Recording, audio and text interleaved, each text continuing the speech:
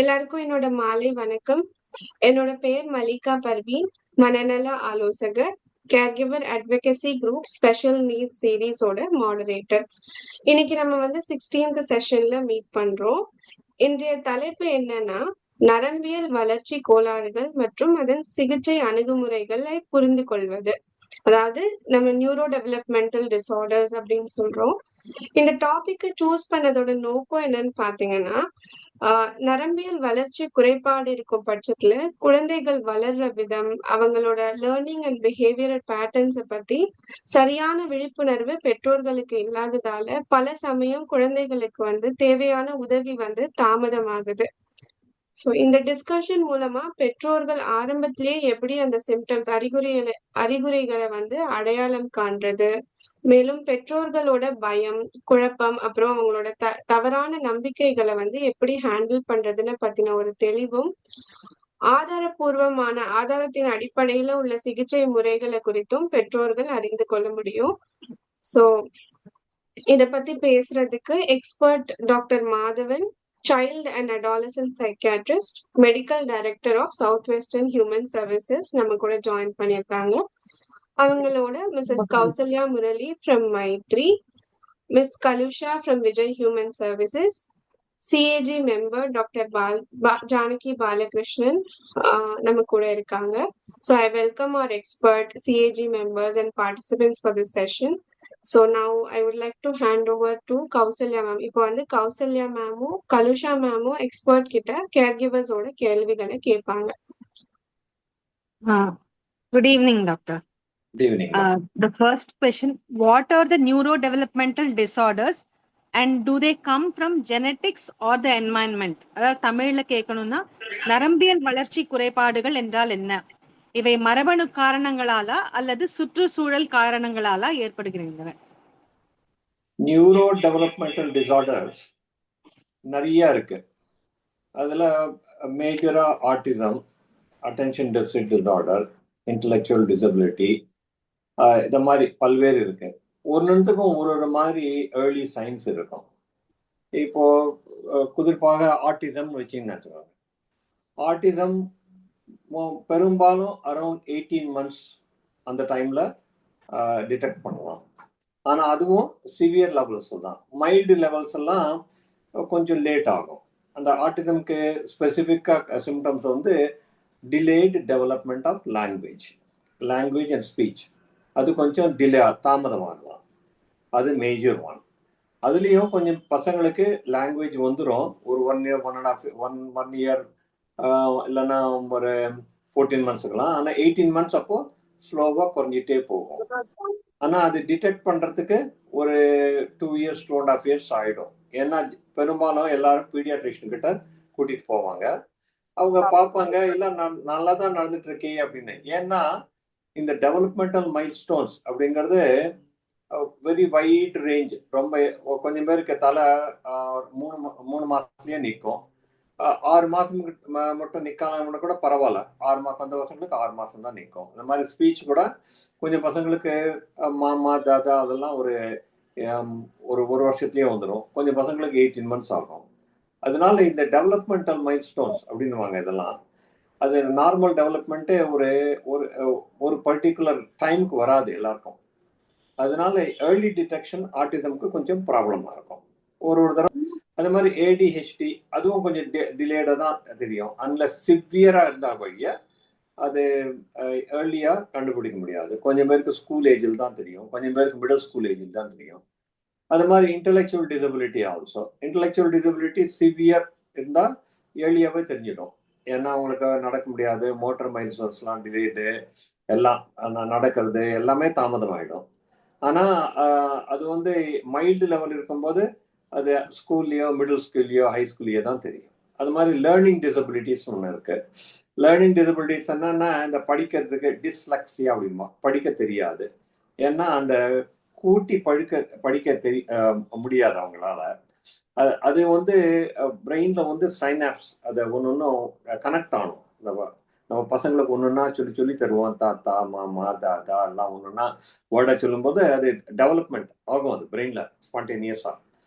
அது வந்து அது டிலேட் ஆகிடும். அது வந்து ஸ்கூல் லெவலில் அப்போ தெரியும், ஐயோ என் பையன் படிக்கலையேன்னா டீச்சர்ஸ் கூட கொஞ்ச நேரம் கொஞ்சம் பொறுத்து பாருங்க, கொஞ்ச நாள் கழிச்சு வரணும். அது டயக்னோஸ் பண்ணுற வேலைக்கு 5ஆம் கிளாஸ் 6ஆம் கிளாஸ் ஆகிடும். ஒரு ஒரு கண்டிஷனுக்கும் ஒரு லெவலில் இருக்கும். இதுக்கு காசஸ் நிறையா இருக்குது. கொஞ்சம் காசஸ்லாம் ப்ரீநேட்டல், ஏன்னா பறக்கிறதுக்கு முன்னாடியே கொஞ்சம் காசஸ்லாம் இருக்கலாம். இப்போ இன்டெலெக்சுவல் டிசபிலிட்டிஸ்லாம் நேட்டல் காசஸ், ஆனால் during delivery of the child.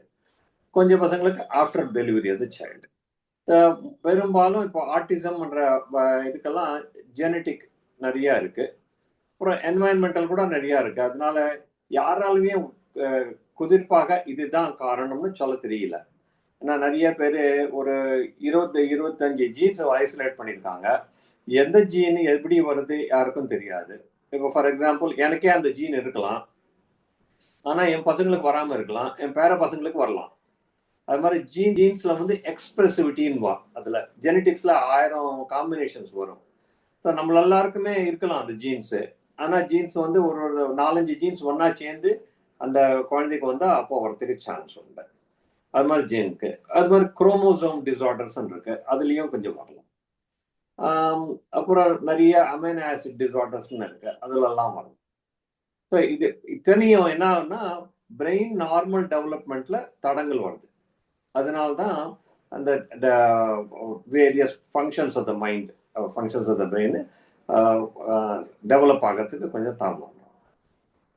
இந்த மாதிரி பிரெயின் டெவலப்மெண்ட் குறைச்சி வர வர என்ன ஆகும், பசங்களுக்கு பிஹேவியர் ப்ராப்ளம்ஸ் கூட வந்துடும்.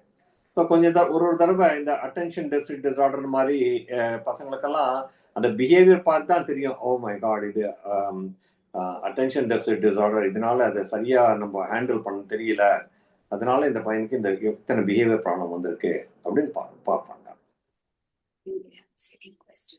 Second question. Thank you sir. இந்த நியூரோ டெவலப்மெண்டல் டிஸார்டர் கீழே என்னென்ன டைப்ஸ் எல்லாம் வருது அப்படிங்கறத கொஞ்சம் சொல்லுங்க. பிராடா வச்சிருக்காங்க. இப்போ இன்டெலெக்சுவல் டிசபிலிட்டியா ஒரு நியூரோ டெவலப்மெண்ட் டிஸார்டர், ஆட்டிசமே ஒரு நியூரோ டெவலப்மெண்ட் டிஸார்டர், ஏடிஹெச்டியே ஒரு neuro development disorder, learning disabilities அதுவும் ஒன்று, அது மாதிரி சைல்ட்ஹுட் டிஸ்இன்டிகிரேட்டட் டிஸார்டர்னு இருக்கு, அதெல்லாம் ஒன்று.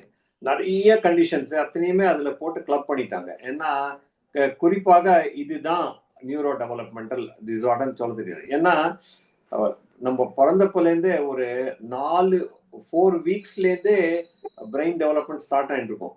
அது நியூரோனல் செல்ஸ், அது எந்த டைம்லையும் ஏதோ ஒரு ப்ராப்ளம் வரதுக்கு சான்ஸ் உண்டு. அதனால்தான் இந்த ப்ரெக்னன்சி பீரியடே ஃபர்ஸ்ட் 3 months ரொம்ப வெரி கிரிட்டிக்கல் பீரியட். ஆனால் பெரும்பாலும் நிறைய பேருக்கு 12 weeks அப்போ ப்ரெக்னென்ட் ஆன கூட தெரியாது. கொஞ்சம் பேருக்கு அந்த டைமில் ரேடியேஷன் எக்ஸ்போஷர், வேற எதனா ஹாஸ்பிட்டலில் எங்கன்னா எக்ஸ்ரே டிபார்ட்மெண்ட்டில் போய் பார்க்கறது, இல்லைன்னா வேற ஏதோ anything can have accident, anything at all can mess up with the chromosomal separation, genetic expression, அதெல்லாம். அதனால எந்த டைம்ல எக்ஸாக்ட்லி எங்க வருது சொல்ல தெரியாது. அது மாதிரி ஆட்டிசம் கண்டிஷன்ல நிறைய பேர் இம்யூனைசேஷன் வேக்சினேஷன் கொடுத்ததுனால வரும்னுவாங்க. ஆனால் ஆட்டிசம்ன்றது 18 months தான் டெவலப் ஆகும், கண்டுபிடிக்க தெரியும். ஆனால் அதே டைம்ல தான் எம்எம்ஆர் வேக்சின் கொடுப்பாங்க. இதை பார்த்து ஒருத்தர் வந்து 2000 இந்த இயர் 2000 ஒரு பப்ளிஷ் பண்ணிட்டாரு, இந்த எம்எம்ஆர் வேக்சினேஷன்னால ஆட்டிசம் வருது, யாரும் கொடுக்காதுங்க. அது பெரிய இதுவாயிடுச்சு. அது அப்புறம் அதை டிஸ்ப்ரூவ் பண்ணுறதுக்கு ஒரு 5 வருஷம் ஆச்சு. அப்புறம் ஒரு 35,000 பேர்ஸ் குழந்தைகளை ஃபாலோ பண்ணி இதுக்கும் அதுக்கும் சம்மந்தம் இல்லை அப்படின்னு சொல்லிட்டாங்க. அது மாதிரி நிறைய இதுக்கு ஃபுட் அலர்ஜிஸ் ஒன்று இருக்கு, பிரெயின் இன்ஃப்ளமேஷன் அப்படின்வா அது ஒன்று இருக்கு, என்செஃபலைட்டிஸ் ஒன்று இருக்கு, அது மாதிரி இம்யூன் ரியாக்ஷன் அது ஒன்று இருக்கு. அது மாதிரி கொஞ்சம் பேருக்கு கேஸ்ட்ரிக் பயோம் அப்படின்னு இருக்கு. நம்ம கேஸ்ட்ரோ இன்டெஸ்டினல் ட்ராக்ட், குடல் தானே, நிறைய பாக்டீரியா இருக்கு. அந்த பாக்டீரியாலாம் நிறைய இதெல்லாம் பண்ணும், இந்த நம்மளுக்கு வேண்டிய வைட்டமின்ஸ் அதெல்லாம் இருக்கும், அதை வந்து மெம்பரேனா ஆக்கிடும். அதனால ஒரு ப்ராப்ளம் வரதுக்கு சான்ஸ் உண்டு, நிறைய பேர் திங்க் பண்றாங்க. ஆனா குறிப்பாக இதுதான் காரணம் அப்படின்னு சொல்ல தெரியல. இப்போ இன்டெலெக்சுவல் டிசபிலிட்டிஸ் நிறைய பேருக்கு இந்த செரிப்ரல் பால்சி நிறைய பேர் பார்த்துருப்பீங்க. அதெல்லாம் மோஸ்ட்லி அரவுண்ட் சைல்ட் பர்த் அது வருதணும். அதனால பேஸ்ட் ஆன் எத்தனை நேரம் சைல்டுக்கு அந்த ஃபீட்டஸ்க்கு ஆக்சிஜன் குறைவாயிடுதோ அந்த அளவுக்கு டேமேஜ் ஆகிடும். கொஞ்சம் பேருக்கு மைல்ட் ஆகும், கொஞ்சம் பேருக்கு சிவியர் ஆகும். அது விஷயம். அடுத்த கொஸ்டின் இருக்கா? Thank you. Thank you. Thank you, sir. Next question, doctor. How early can these disorders be identified and what are the common signs parents should look for? அதாவது இந்த குறைபாடுகளை எவ்வளவு ஆரம்பத்திலேயே கண்டறிய முடியும்? குழந்தைகளின் பெற்றோர் கவனிக்க வேண்டிய ஆரம்ப அறிகுறிகள் என்ன? ஆரம்ப அறிகுறிகள் எல்லாத்துக்குமே developmental milestones. Sitting, standing, walking, muscle development, அதெல்லாம் இந்த செரிப்ரல் பால்சிக்கு இன்டெலெக்சுவல் டிசபிலிட்டிக்கு வரும். அது மாதிரி eye tracking, eye movement, eye contact, smiling, அதெல்லாம் இந்த ஆட்டிசம் டெவலப்மெண்ட்டுக்கு அதுக்கு வரும். இது மாதிரி ஸ்பீச் அண்ட் லாங்குவேஜ் டெவலப்மெண்ட், அது வந்து ஏர்லியஸ்ட் சைன் ஃபார் ஆட்டிசம். ஆனால் கொஞ்சம் பசங்களுக்கு அந்த ஸ்பீச் டெவலப்மெண்ட் கூட வரும். ஆனால் சோஷியல் ரிலேஷன்ஷிப், இன்னும் கொஞ்சம் பசங்க என்ன பண்ணணும்னா ஸ்பீச் வரும், ஆனால் தனியாக தனக்கு தானே இருக்கும், தனக்கு தானே விளையாடிட்டு இருக்கும், ஒருத்தரோடையும் ரிலேட் பண்ண முடியாது. இதுதான் ஏர்லி சைன்ஸ். ஏர்லி சைன்ஸ் வந்து lag of social development, lag of speech and language disorder development. அப்புறம் இந்த ஏடிஹெச்டிக்கு வந்து ரொம்ப துருத்துருன்னு இருக்கிறது, ரொம்ப ஹைப்பராக இருக்கிறது, ரொம்ப இம்பல்சிவாக இருக்கிறது. அப்புறம் அது தன்னை எவ்வளோ சொன்னாலும் கேட்காம, not able to understand consequences. கொஞ்சம் பசங்க ஒழுங்காக இது பண்ணாதரான்னா பண்ணாமல் அப்படியே இருக்கும். கொஞ்சம் பசங்க எவ்வளோ சொன்னாலும் அதை அதையே ரிப்பீட்டாக பண்ணிட்டே இருக்கும். ஏன்னா அவங்களால அதை கண்ட்ரோல் பண்ண முடியாது, அது இம்பல்சிவ் பிஹேவியர் அது. ஸோ இதெல்லாம் பார்த்துக்கலாம். So again developmental milestone delay, sitting, standing, walking, talking. Speech is a most important ஆட்டிசம்ல. அது social contact, social development, that is the next one, that is the most important. So இதை வச்சு நிறைய பேர் 2 இயர்ஸ்லேயே கூட்டின்னு வந்திருக்காங்க. எனக்கு நாங்கள் அங்கே இருக்கும்போது 1.5 இயர்ஸ்லேயே கொஞ்சம் பேரண்ட்ஸ்லாம் சஸ்பெக்ட் பண்ணி கூட்டின்னு வந்திருக்காங்க. அவங்களுக்கெல்லாம் ஏடாஸ் அப்படின்னு ஒரு டெஸ்ட் பண்ணுவாங்க எங்கள் டிபார்ட்மெண்ட் ஆஃப் பீடியாட்ரிக்ஸில். அதில் ஒன்றுத்துக்கும் சின்ன சின்ன அறிகுறிகள் இருக்கும். இந்த பையன் எங்கே போகிறது, ரூமில் என்ன பண்ணுறது, எந்த அளவுக்கு இன்வால்வ் ஆகுது, எந்த அளவுக்கு எல்லாரையும் பார்க்கறது, ஐ கான்டாக்ட் இப்படி இருக்காதுன்னு அதை ஸ்கோர் பண்ணி maybe mild autism, let's start with the therapy, early intervention அப்படி பண்ணுவாங்க. ஸோ 18 months to 2 yearsலேயே கொஞ்சம் பேருக்கு டிடெக்ட் பண்ணுவாங்க. எனக்கு ஏர்லியஸ்ட் சைல்டு வந்து 2 years டிடெக்ட் பண்ணி அந்த பசங்களுக்கு ஏர்லியாகவே இன்டர்வென்ஷன் கொடுத்தா இந்த மருந்தெல்லாம் தேவையில்லை. Basically early intervention, stimulation, infant stimulation தான். ஸோ என்னென்னா ஸ்பீச் டெவலப்மெண்ட், லாங்குவேஜை ரிப்பீட்டடாக சொல்லிக் கொடுக்க வேண்டியது, இல்லை மோட்டர் டெவலப்மெண்ட்டு, ஸ்கில் டெவலப்மெண்ட்டு, அது மாதிரி self help skills, motor skills எல்லாம் நீங்கள் ஸ்பெஷல் எஜுகேஷன்ஸ் பண்ணுவீங்க. அதெல்லாம் ஸ்டார்ட் பண்ணிடலாம் ஆஸ் ஏர்லி ஆஸ் பாசிபிள். அங்கே தான் இக்னோர் பண்ணிடுறாங்க நிறைய பேர். ஏன்னா கொஞ்சம் பேர் வீட்டில் கொஞ்சம் வெயிட் பண்ணி பார்ப்போம், சைல்டு சரியாயிடும்ட்டு விட்டுருவாங்க. ஆனால் அது வெயிட் பண்ணலாம். ஆனால் அட் த சேம் டைம் நீங்கள் கடன்னு எல்லாத்துலேயுமே ட்ரெயின் பண்ண ஆரம்பிக்கலாமே. ஸ்பீச் அண்ட் லாங்குவேஜ் கொடுக்கலாம். இந்த ஸ்பெசிஃபிக்காக மருந்துகிறது ஒன்றும் கிடையாது. அதனால ஃபிசிக்கல் தெரப்பியோ, இல்லை மசில்ஸ்லாம் ஸ்டிஃபாக இருந்தால், இல்லைன்னா லாங்குவேஜ் டெவலப்மெண்ட்டுக்கு, சோஷியலைசேஷனுக்கு அதுக்கெல்லாம் ஸ்டார்ட் பண்ணிடலாம் ஏர்லியாக. தேங்க்யூ. அடுத்த கேள்வி என்ன வந்திருக்குன்னா, நியூரோ டெவலப்மெண்டல் டிசார்டர் இருக்கிறவங்களுக்கு என்னென்ன மாதிரியான ட்ரீட்மெண்ட்ஸ் இருக்குது? இதுல வந்து எவிடன்ஸ் பேஸ்ட் பயோமெடிக்கல் ட்ரீட்மெண்ட்ஸ் ஏதாவது இருக்கா? பயோமெடிக்கல்னா mostly starting point is mainly early intervention. Early intervention என்ன? அகெயின் நீங்கள் பண்ணுற இந்த ஸ்கூல்ஸ்ல இல்லைன்னா இந்த இப்போ அங்கெல்லாம் ஏர்லி இன்டர்வென்ஷன் சர்வீசஸ்னே இருக்குது. கொஞ்சம் எங்கள் யூஎஸ்ல இருக்கிறதுல முதல்ல ஐடென்டிஃபை பண்ணிடுவாங்க, ப்ரீகேலியே ஐடென்டிஃபை பண்ணுவாங்க. ஏர்லி இன்டர்வென்ஷன் ப்ரோக்ராம்ஸ் நிறையா இருக்குது. ஹெட் ஸ்டார்ட் ப்ரோக்ராம்னு இருக்குது. அது மாதிரி நிறையா ப்ரோக்ராமில் அவங்களே சேர்த்து விட்டுருவாங்க. அது வழியாக அவங்களுக்கு ஃபிசிக்கல் தெரபிஸ்ட் இருப்பாங்க, ஆக்குபேஷனல் தெரபிஸ்ட் இருப்பாங்க, manipulation with the hands, fine motor கோஆர்டினேஷன்லாம் கற்றுக் கொடுத்துருவாங்க. வாக்கிங், ரன்னிங் எல்லாமே கற்றுக் கொடுத்துருவாங்க. அதோட speech and language therapy as well as social skill development எல்லாமே ஏர்லி இன்டர்வென்ஷனாக பண்ணி விட்டுருவாங்க. அப்படியே கொஞ்சம் பசங்க அதுலேயே கொஞ்சம் நல்லா இம்ப்ரூவ் ஆகிடும். கொஞ்சம் ரெமனன்ட் சைன்ஸ் இருக்கும். கொஞ்சம் பசங்களுக்கு சிவியராக இருக்கிறவங்களுக்கு இன்னும் எக்ஸ்ட்ராவாக கொடுத்துட்டே வரணும் ஸ்கூலில். ஸோ பயாலஜிக்கலாக ஒன்றும் கிடையாது, மெடிக்கல் ட்ரீட்மெண்ட்னு ஒன்றும் கிடையாது. Early intervention, basically special educational treatment, அதுதான். மெடிசனாக கொடுக்கறதுக்கு என்ன இருக்குது, ஒன்றும் கிடையாது. ஆனால் கொஞ்சம் பீடியாட்ரிஷியன்ஸ் என்ன பண்ணுறாங்கன்னா, இவங்களுக்கெல்லாம் நிறைய பிளட் டெஸ்ட் அதெல்லாம் பண்ணிவிட்டு இவங்களுக்கு ஜிங்க் கொஞ்சம் கம்மியாக இருக்கும், கொஞ்சம் மெக்னீஷியம் கொஞ்சம் கம்மியாக இருக்கும், அவங்களுக்கு கேஸ்ட்ரோஇன்டெஸ்டைனல் சிஸ்டமில் கொஞ்சம் ஆன்டிபயோட்டிக்ஸ் இது அந்த ஃபங்கைலாம் நிறையா இருக்குது, கேஸ்ட்ரிக் பயோமெம்ப்ரேன் ஒன்று இருக்குது, அதுக்கு குளூட்டமின்லாம் கொடுக்கணும் அப்படின்னு எல்லாம் பண்ணுவாங்க. ஆனால் அது பெரும்பாலும் ஒன்றும் சக்ஸஸ்ஃபுல்லாக இல்லை. ஆனால் கொஞ்சம் பேர் என்ன சொல்கிறாங்கன்னா, எனக்கே நாங்கள் இருக்கும்போது ஒரு பீடியாட்ரிஷியன் இருக்கார் லோக்கலாக பிட்ஸ்பர்கில், அவர் இதுதான் பண்ணுவார். இதெல்லாம் பேரண்ட்ஸ் வந்து கேட்பாங்க, சார் இந்த எந்த அளவுக்கு இதெல்லாம் யூஸ்ஃபுல்னு. இது பாருங்க, எனக்கு தெரிஞ்ச வரைக்கும் அதெல்லாம் யூஸ்ஃபுல் இல்லை. ஆனால் நீங்கள் வந்து பேரண்ட்ஸாக ஒரு 2-3 வருஷம் கழிச்சு ஐயோ அது பண்ணியிருக்கலாமே அப்படின்னு தோணும் உங்களுக்கு. அதனால முதல்ல ஒரு 6 months பண்ணுங்க. அதெல்லாம் அதில் வந்து குளூட்டன் ஃப்ரீ, கேசின் ஃப்ரீ டயட்டுன்னு ஒன்று இருக்கு, அது கொடுப்பாங்க. அது மாதிரி நிறைய வைட்டமின்ஸு, ஜிங்க்கு, மினரல்ஸ் எல்லாம் கொடுப்பாங்க. ஒரு காங்காக்ஷன் மாதிரி கொடுப்பாங்க அவங்க. அது ட்ரை பண்ணுங்க. இன்ஜெக்டபிளாக ஒன்றும் போடாதீங்க, இதுவாக கொடுங்க, ட்ரை பண்ணுங்க. என்னன்னா ஒரு ஹைபாத்தசிஸ் என்னன்னா, இந்த பிரெட்லெல்லாம் வீட்டில் இதெல்லாம் குளூட்டன்னு ஒரு சப்ஸ்டன்ஸ் இருக்கு, அதுக்கு வந்து ஆன்டிஜன் ஆன்டிபாடி ரியாக்ஷன், அது ஒரு ரியாக்ஷன் பண்ணுறது பிரெயினில், அதனால அவங்களுக்கு ஆட்டிசம் வருதுன்னு கொஞ்சம் பேருடைய ஹைபாத்தசிஸ். அது மாதிரி பாலில் இருக்கிற கேசின்னு ஒரு ப்ராடக்ட் இருக்குது, அதுக்கு அலர்ஜி வருது அப்படின்னு சொல்கிறாங்க. அதனால அந்த டயட் அது மாதிரி பண்ணோன்னா பண்ணுங்க, ஒரு 6 மாதம் 1 வருஷம் பண்ணுங்க. ஆனால் அது ரொம்ப எக்ஸ்பென்சிவ். இப்போது நார்மல் ப்ரெட்டுன்னா ஒரு $1 கிடைச்சா இந்த குளூட்டன் ஃப்ரீ ப்ரெட்டு $3-4 ஆகிடும். இப்போ அங்கேயும் நிறைய பேருக்கு அவ்வளோ காசு கிடையாது. கொஞ்சம் பேரெல்லாம் மிடில் கிளாஸ், லோ கிளாஸ் ஃபேமிலிலாம் நாங்கள் இந்த குழந்தைக்கே எல்லாம் செலவழிச்சு தான் எங்களுக்கு திங்க காசு இருக்காது அப்படின்னுவாங்க. 6 மாதம் ட்ரை பண்ணுங்க, 1 வருஷம் ட்ரை பண்ணுங்க, முடியலன்னா விட்டுருங்க அப்படின்னு. ஸோ அது ப்ரூவனா அன்ப்ரூவனா யாருக்கும் சொல்ல தெரியாது, ஏன்னா யாரும் கண்ட்ரோல் ஸ்டடி பண்ணலை இவ்வளோ மட்டும். ஏன்னா இது எஃபெக்டிவாக இருக்குன்னு யாருன்னா சொன்னால் உடனே நம்ம குழந்தை தானே, அதனால நம்ம அப்புறம் பார்த்துக்கலாம்னு விட மாட்டோம்.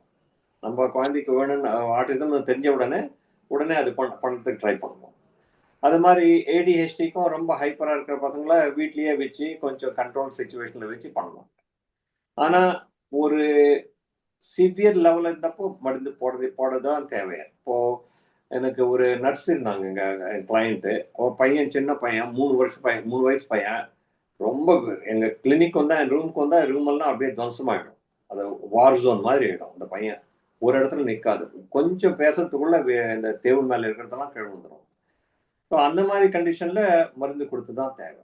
ஸோ அதுக்கு மித்தைல் ஃபெனிடேட்னு இந்த பொண்ணு நர்ஸு, அதனால கரெக்ட் 2.5 வயசுலேயே வந்துடுச்சு எங்கிட்ட, சார் மருந்து எதனா போடுங்க சார்னு. அதெல்லாம் கொடுக்க முடியாது, ஏர்லியஸ்ட் ஏஜ் only 3 yearsண்ணே. கரெக்டாக 3rd birthday அன்னைக்கு வந்துடுது, என் கிளினிக்கில் உட்காருது.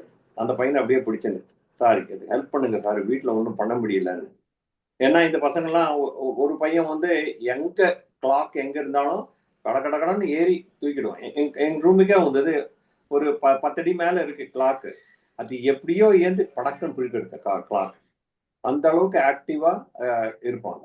ஏடிஹெச்டி, சிவியர் ஏடிஹெச்டியில் மருந்து கொடுக்க தான் வேணும். இங்கே இருக்குது, இந்த கண்ட்ரிலையும் இருக்குது, மித்தைல் ஃபெனிடேட் இருக்கு. அங்கே ஒரு 20 காம்பினேஷன்ஸ் இருக்குது அதுக்கெல்லாம்.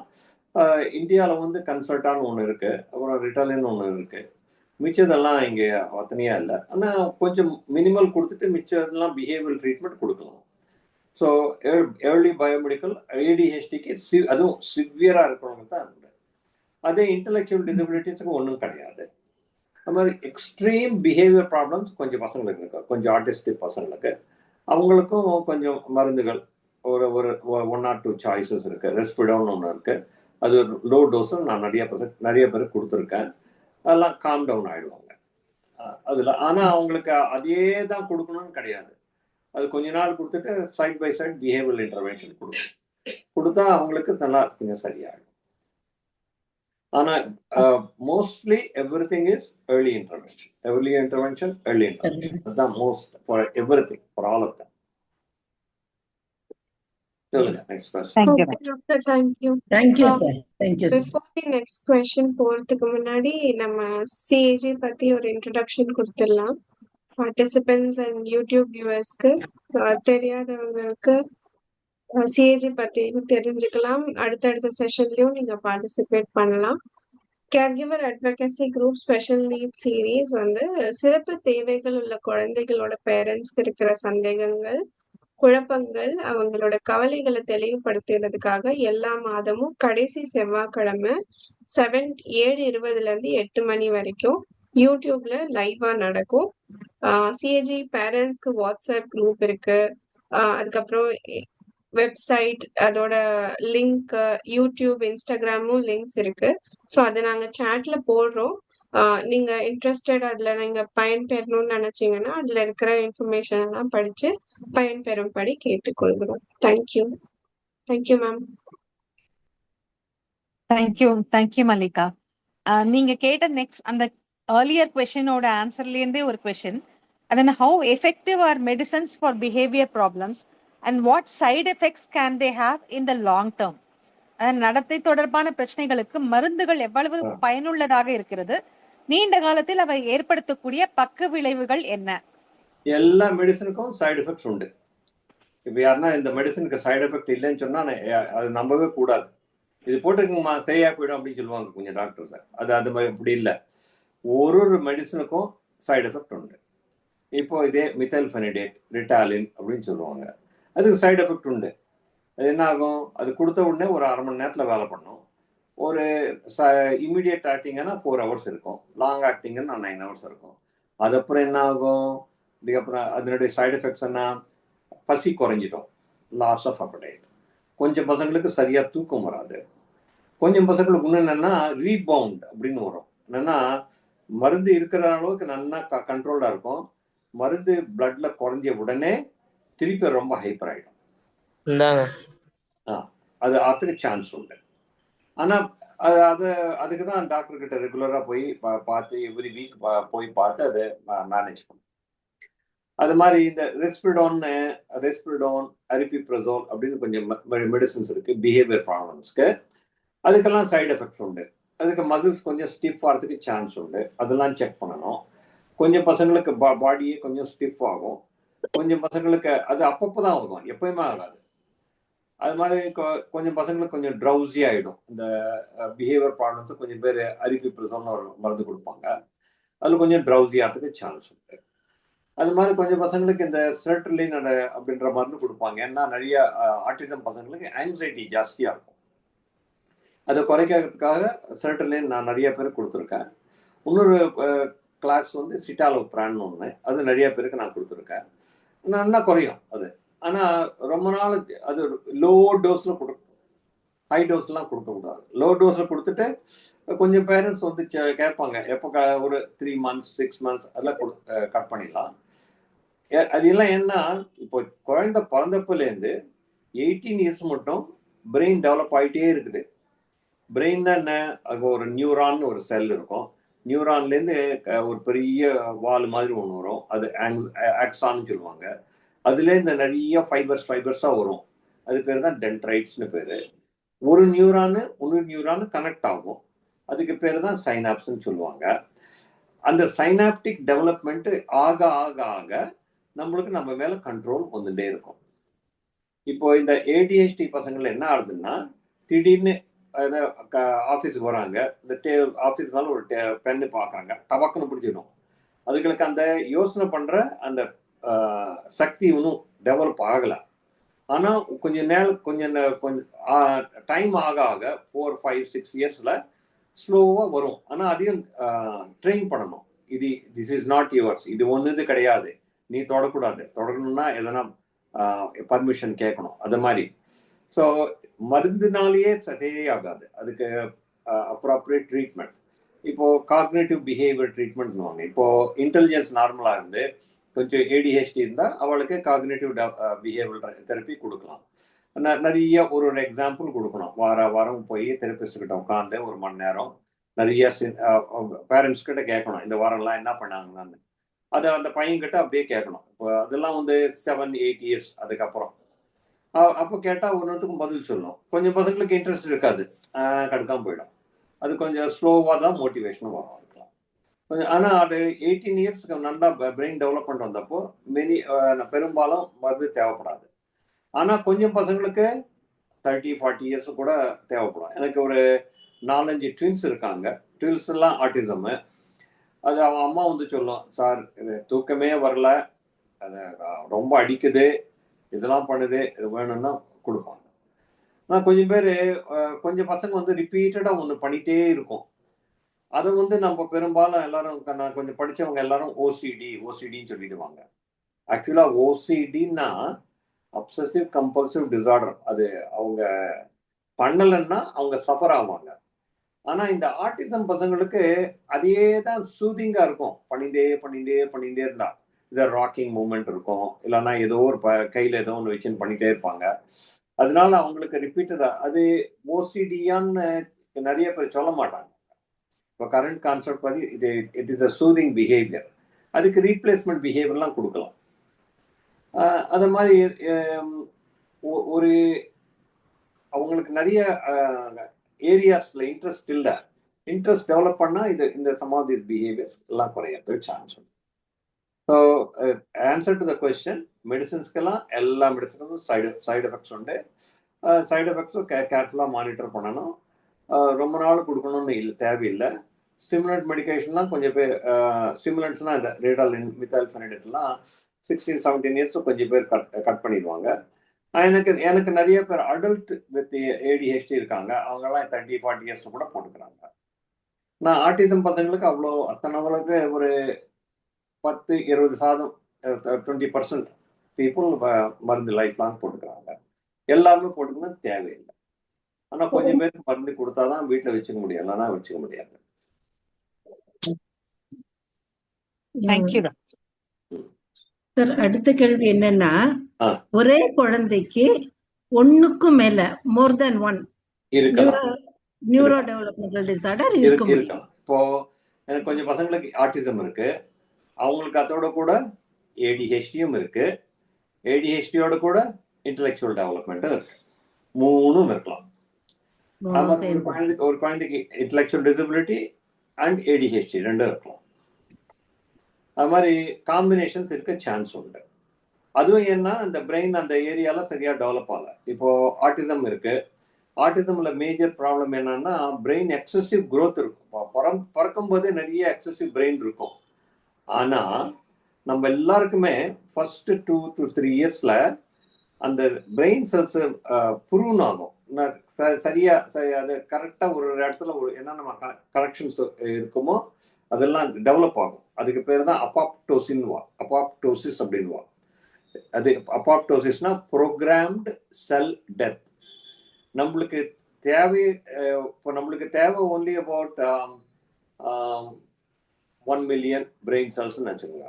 நம்ம we are born with more than 1 billion brain cells still இருக்கும். நம்ம கிட்ட எல்லாம் 1 billion பிரெயின் செல்ஸ் இருக்கு. நம்ம அதில் 10% 20 கூட யூஸ் பண்றது இல்லை. ரொம்பனா ஐன்ஸ்டீன் அந்த மாதிரி ஆளெல்லாம் 15-20% யூஸ் பண்ணியிருப்பாங்க, அவ்வளோதான். அவங்களும் நிறைய இடத்துல வேஸ்ட் ஆகுது. இது கம்ப்யூட்டரில் ஒரு ஹார்ட் டிஸ்க் வாங்கினாங்கன்னு வச்சுக்கோங்க, ஒரு 2 TB கம்ப்யூட்டர் வாங்கினேன்னு வச்சுக்கலாம். 2 TBக்கு நம்மக்கிட்ட மெட்டீரியல் இருக்காது. நம்ம பாட்டெல்லாம் லோட் பண்ணி பார்த்தாலும் ஒரு 200 GBக்கு இருக்கும். மிச்சம் ஒரு டிவி மேலே நிறைய காலியாக தான் இருக்கும் ஸ்பேஸ். அது மாதிரி தான் பிரெயினும். நம்ம எவ்வளோ கற்றுக்குறோம் ஆனால் இன்னும் நிறைய ஸ்பேஸ் இருக்கு, நிறைய கற்றுக்கலாம். ஆனால் நம்மளுக்கு லைஃப்ல டைம் கிடையாது, பத்தாது. அது மாதிரி ஸோ அதுக்கு ஆட்டிசம்ல நம்மளுக்கு தேவையோட விட இன்னும் நிறைய செல்ஸ் வரும். ஆனால் கனெக்ஷன்ஸ் டெவலப் ஆகாது. கனெக்ஷன்ஸ் டெவலப் ஆகாதனால excessive apoptosis, excessive brain cell death இருக்கும். அந்த பிரெயின் செல் டெத் ஸ்பீச் ஏரியாவில் வந்து தெரிஞ்சாங்க, அப்போ அங்கே தான் ஸ்பீச் டெவலப் ஆகாது. இன்னொன்று டெவலப் ஆன ஸ்பீச்சும் போயிடும். அதை எப்படி ரிவர்ஸ் பண்ணுறது யாருக்கும் தெரியாது உங்கள்கிட்ட. ஆனால் இது மாத்திரம் தெரியும். இது சீரியலாக ஒரு ஸ்டான்ஃபோர்ட் யூனிவர்சிட்டியில் பண்ணியிருக்காங்க.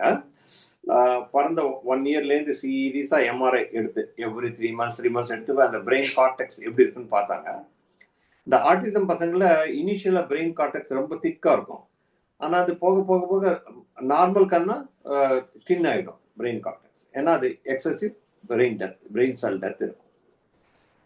அதுதான் ப்ராப்ளம் அங்கே. ஆனால் ஸ்டில் யூ கேன் லேர்ன். அதில் தான் நம்ம ரெடியாக இது பண்ணோம். இப்போ அந்த ஸ்பீச் ஏரியாவில் எக்ஸசிவ் அப்பார்டோசிஸ் இருந்தால் ஸ்பீச் டெவலப் ஆகிறது கஷ்டமாயிடும். Thank you doctor. Thank you sir. அந்த கொஸ்டினோட கண்டினியூவேஷனா தான் இருக்கு. The next question ஒரு பேரண்ட் கேட்டது. With training and experience, can children improve or even overcome some of their difficulties? தொடர்ந்த பயிற்சி மற்றும் அனுபவத்தின் மூலம் குழந்தைகள் தங்களுடைய சிரமங்களை மேம்படுத்தவோ அல்லது சிலவற்றை தாண்டி முன்னேறவோ முடியுமா? தாண்டி முன்னேற முடியும். ஆனா எல்லா கேசஸ்லயும் முடியாது. இப்போ ஏர்லி இன்டர்வென்ஷன் பண்ணுவோம். ஆனா நான் சொல்ற மாதிரி எந்த அளவுக்கு உங்களுக்கு பிரெயின் செல் டெத் இருக்கோ அதை பொறுத்து இருக்கு. அது எப்படி மெஷர் பண்ண முடியாது. இப்போ இருக்கிற ஃபங்க்ஷனல் எம்ஆர்ஐ அதெல்லாம் எல்லாம் வச்சு கூட சொல்ல தெரியாது, நம்மளால முடியாது. அது நம்ம பண்ண வேண்டிய வேலை ட்ரைனிங் கொடுத்துட்டே இருக்கணும். இப்போ எனக்கு தெரிஞ்சவே ஒருத்தர் கொஞ்சம் பசங்க அட் த ஏஜ் ஆஃப் 20 அவனுக்கு ஆட்டிசம்னே தெரியல. எனக்கு நான் பழைய ரெக்கார்டு எடுத்து பார்த்தா அவனுக்கு 5 வயசு ஆட்டிசம் இருந்தது. இப்போ வேலை பண்ணிட்டு இருக்காங்க அவங்க. ஆனால் அவங்களுக்கும் கொஞ்சம் ரிமைனிங் இருக்கும். அந்த சோஷியல் ஸ்கில்ஸ் டெவலப்மெண்ட்டு கொஞ்சம் ப்ராப்ளம் இருக்கும், ஒர்க் ஏரியாவில் கொஞ்சம் ப்ராப்ளம் இருக்கும், அது மாதிரி. ஆனால் இவங்க இந்த பசங்கள்லாம் இன்டென்சிவ் ஏர்லி இன்டர்வென்ஷன், ஆனால் மைல்டு ஆட்டிசம். அதே severe autism with lack of speech கொஞ்சம் ப்ராப்ளம் தான், அந்த ஃபுல் டெவலப்மெண்ட் இருக்காது. ஸோ அதுவும் it depends on how much what level of autism he's in. ஆட்டிசம்ல லெவல் 1, லெவல் 2, லெவல் 3 இருக்கும். அது மாதிரி ஏடிஹெச்டி மாத்திரம் ஃபுல்லாக ரெக்கவர் ஆகிடும். நல்ல வேலைகளோட இருப்பான். ஆக்சுவலாக ஏடிஹெச்டி இருக்கிறவங்க ரொம்ப எக்ஸ்ட்ரீம்லி இன்டெலிஜென்ட். அவங்க ரொம்ப பண்ணுவாங்க. அது மாதிரி கொஞ்சம் லேர்னிங் டிசபிலிட்டிஸ் பீப்புள் கூட எக்ஸ்ட்ரீம்லி இன்டெலிஜென்ட். இப்போ நம்மளுக்கு லைட் இன்வென்ட் பண்ணவர் அவருக்கு எல்டி இருக்கு, ஐன்ஸ்டீனுக்கு லேர்னிங் டிசபிலிட்டி இருக்கு. அது மாதிரி நிறைய டாப் லெவல் சயின்டிஸ்ட்கெல்லாம் லேர்னிங் டிசபிலிட்டி இருந்திருக்கு. ஸோ அது ஒன்றும் தடங்கள் இல்லை. ஆனால் கொஞ்சம் ஏரியாஸில் அவங்களுக்கு ப்ராப்ளம் இருக்கு. அவங்களுக்கு கூட கொஞ்சம் social skill development problem. Even for Mozart அவருக்கு சோஷியல் ஸ்கில்ஸே போகாது, ரொம்ப குறைச்சி அவருக்கு. ஆனால் எக்ஸலண்ட்டாக அவர் மியூசிக் எழுதியிருக்காரு.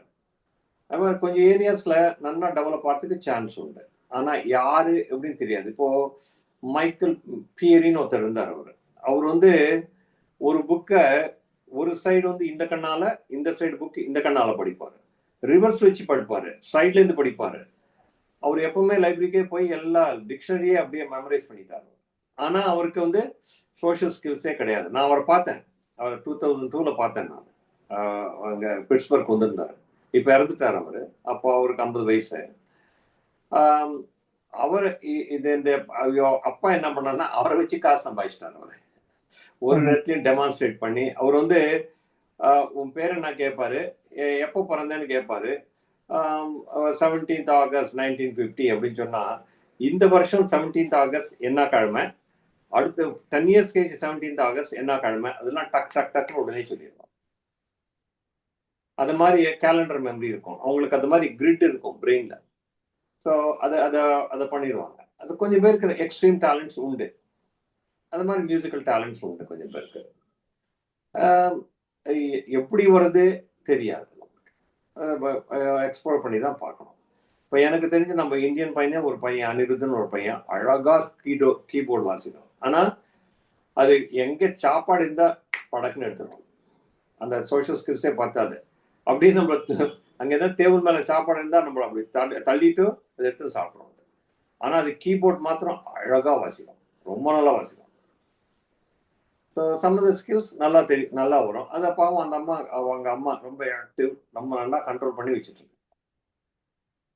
நம்ம சர்டன் ஏரியாஸ் ஃபர்ஸ்ட் கிளாஸாக இருக்கும் ஆட்டிசம் பசங்க.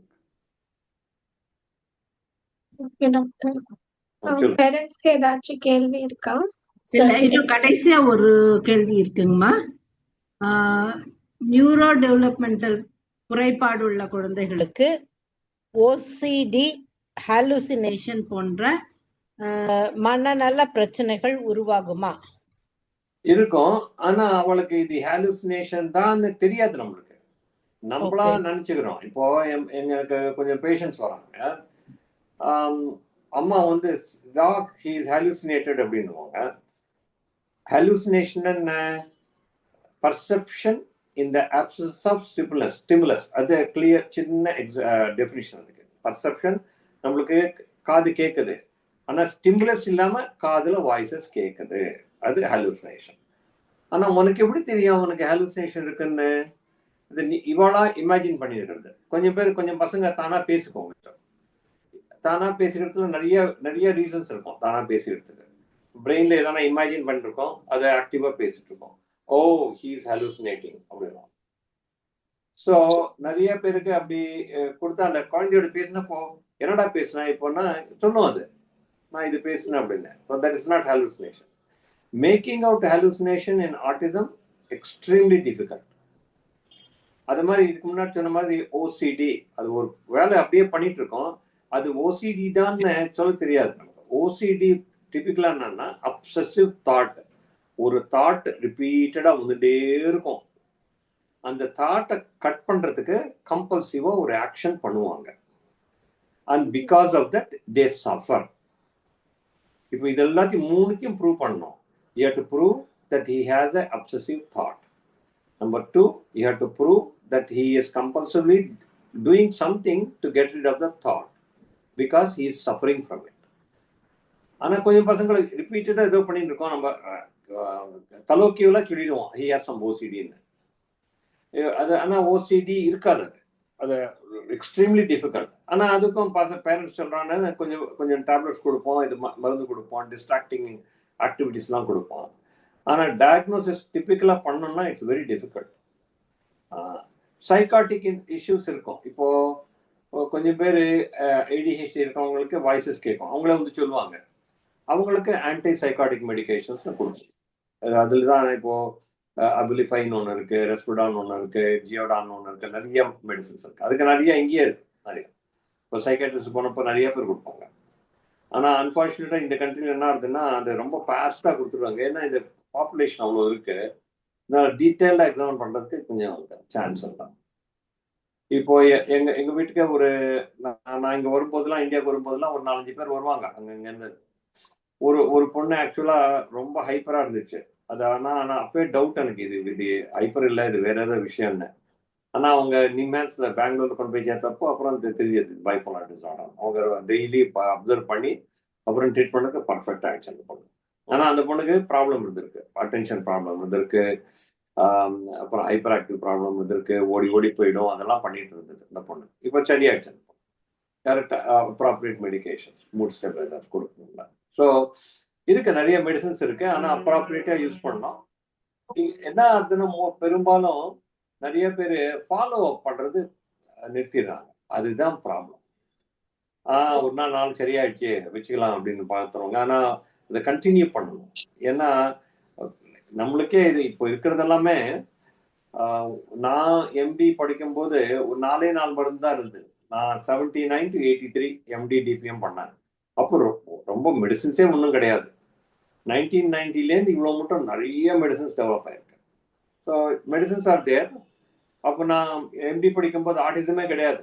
நம்ம அந்த 4 வருஷத்தில் 2 கேஸ் பார்த்தேன். நான் மதுரை மெடிக்கல் காலேஜில் தான் படித்தேன். 2 கேஸ் தான் பார்த்தேன் ஆட்டிசம். இப்போ எங்கே பார்த்தாலும் அங்கே ஆட்டிசம் நிறையா இருக்குது. அது மாதிரி ஏடிஹெச்டியும் அவ்வளோ இல்லை. அப்போ நான் படிக்கும்போது ஏடிஹெச்டி டேர்மே கிடையாது. அப்புறம் தான் வந்தது அதெல்லாம். இந்த டயக்னாஸ்டிக் அண்ட் ஸ்ட்ராட்டஜிக்கல் மேனுவல் வந்தாட்டு தான் வந்தது. அதனால இன்னும் சைக்காட்ரி இஸ் எமர்ஜிங். இப்போ எல்லா இப்போ டெவலப்மெண்டல் டிசபிலிட்டிஸும் நல்லா பார்க்குறாங்க. ஸோ இந்த நியூரோ டெவலப்மெண்டல் டிசார்டர் இதை காயின் பண்ணதே இந்த பாஸ்ட் 20 இயர்ஸ் தான். அதுக்கு முன்னாடி அதெல்லாம் ரொம்ப பார்க்கறதுக்கு ரொம்ப இல்லை, ஸ்டாண்டர்டாக 1-2 மெடிசன் கொடுத்து அனுப்பிடுவாங்க. ஸோ மோஸ்ட்லி ஸ்பெஷல் எஜுகேஷன் தான் இருந்துச்சு. சார், இன்னும் அதுல பாதி கொஸ்டின் இருக்குது. இந்த மாதிரியான குழந்தைகளோட பேரண்ட்ஸ் அவங்கள மேனேஜ் பண்றதுக்கு என்ன மாதிரியான ஸ்கில் வந்து அவங்க கத்துக்கணும்? First patience.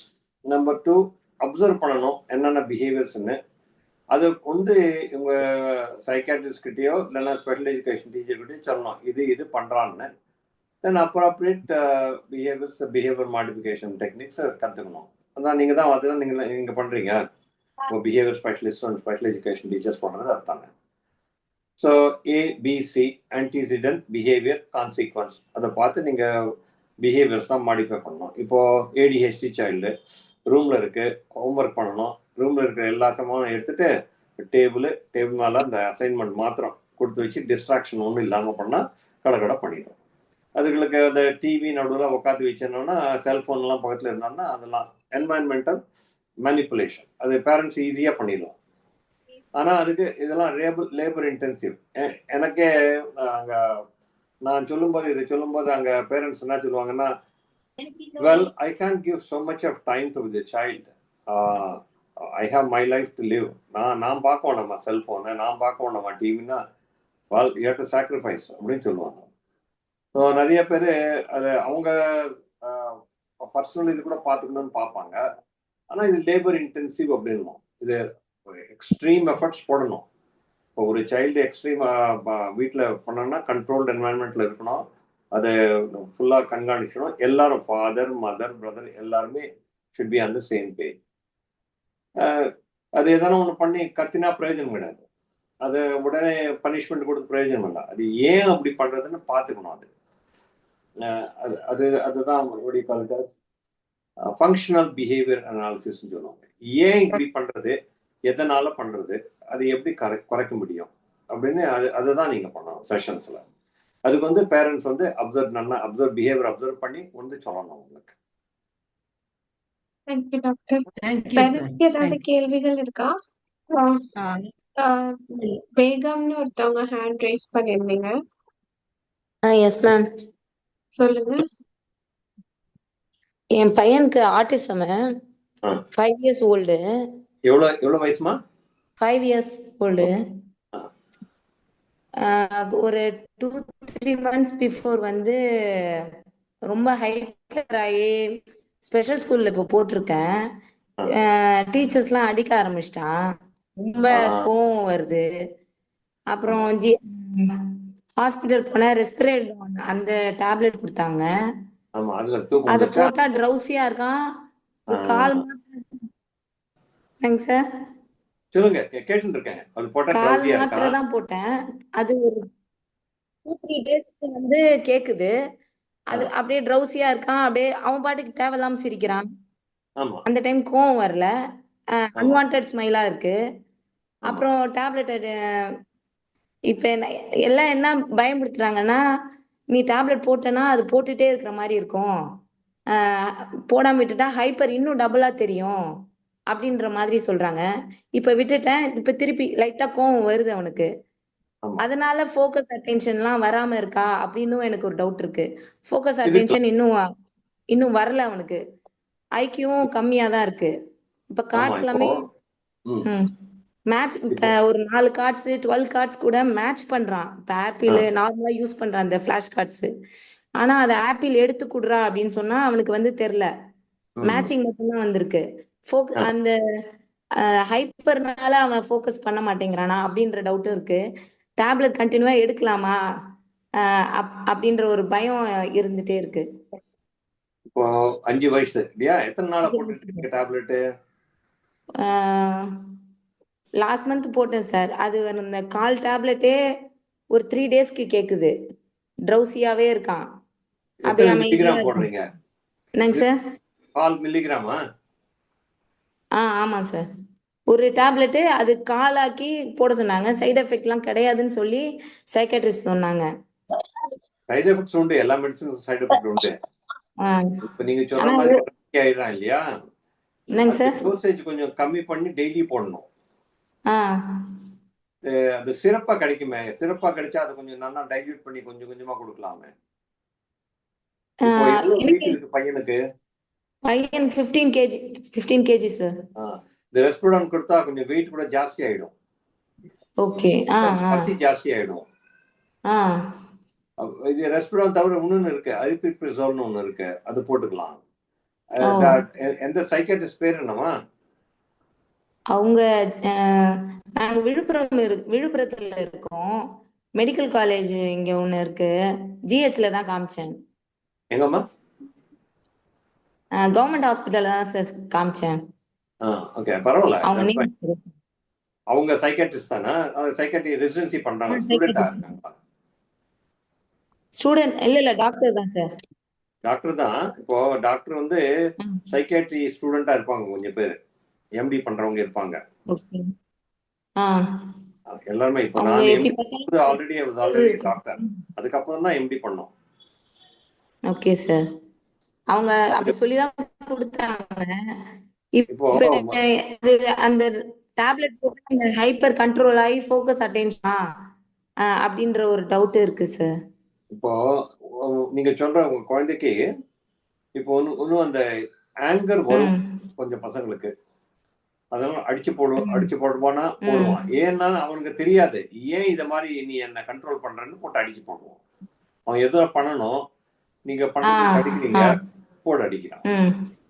அவனுக்கு அந்த ரீசன் பண்ண தெரியாது. ஏன்னா அவனுக்கு அதோட கூட இன்டெலெக்சுவல் டிசபிலிட்டி கூட இருக்குது இல்லையா? பிளஸ் ஹைப்பர், நீங்க சொன்ன அந்த காம்பினேஷன் எல்லாமே இருக்குங்க. ஆட்டிசம் இருக்கு, ADHD இருக்கு, அப்புறம் இன்டெலெக்சுவல் டிசபிலிட்டியும் இருக்கு. இது கொஞ்சம் அந்த மெடிகேஷன் அந்த டாக்டர் கிட்ட இன்னொரு தடவை போய் கொஞ்சம் கம்மி பண்ணி, இல்லைன்னா வேற எதனா மெடிசன் கொடுக்க முடியுமா அப்படின்னு போய் கேட்கணும். இப்போ 24 hours இருக்கிற மாதிரி மருந்து இருக்கு, கொஞ்சம் லோ டோஸ் கொடுக்க சொல்லுங்க. ஆனா ஓடி செக்ஷன் வந்தா அந்த சாரை பார்த்தோன்னே அப்படியே கண்ட்ரோல் ஆயிடுறான். அவன் அப்படியே டோட்டலா சேஞ்ச் ஆகுறான். அப்படியே நல்ல பிள்ளை மாதிரி நடிக்கிறான். பிஹேவியர் கண்ட்ரோல் பண்ண முடியும்.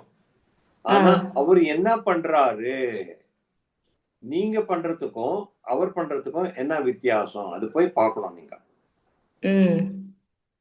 இப்போ கொஞ்சம் பேரண்ட்ஸ் என்ன பண்றாங்கன்னா, பையன் வருது, பிஹேவியர் ப்ராப்ளம் இருக்கு, உடனே வந்து மடியில உட்காருது, நீங்க அவனை கொஞ்சுறீங்க. நீங்க பண்றீங்கன்னு சொல்ல, நான் நடந்தது நான் சொல்றேன். என் ரூம்லயே என் ஆஃபீஸ்லயே ஒரு பையன் சிவியரா டெம்பர் டேண்ட்ரம் இருக்கும். உடனே அம்மா அந்த பையனை கூட்டின்னு வந்து கொஞ்சுவாங்க. கொஞ்சம் அந்த பையனுக்கு என்ன தெரியுது, டெம்பர் டேண்ட்ரம் போடுறது கரெக்டு தான், இது மாதிரி அடிக்கிறது கரெக்டு தான் அப்படின்னு அம்மா கிட்ட அவன் கத்துக்கிறான்.